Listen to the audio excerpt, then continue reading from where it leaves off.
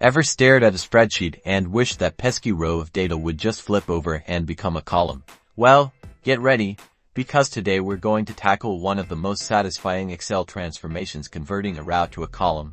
Also known as transposing, this simple move can unlock crystal clear insights and make your data so much easier to work with. Let's dive right in. First, we need to select the row of data you want to transpose. Simply click and drag your mouse across all the cells in that row and then release. You should see your selected row highlighted. Now, with your row still selected, navigate to the Home tab on the Excel ribbon. Find the Copy button, which usually looks like two overlapping pages, and click it. Alternatively, you can use the keyboard shortcut Ctrl+C on Windows or Command+C on Mac.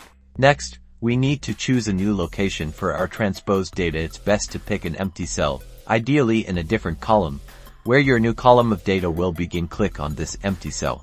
Now, back on the Home tab, look for the Paste option. Click the tiny drop-down arrow directly below the Paste button. This will reveal a menu of different paste options. From this drop-down menu, hover over Paste Special and then click on it. This will open a new dialog box. At the bottom of this dialog box, you'll see a checkbox labeled Transpose. Click this checkbox to select it.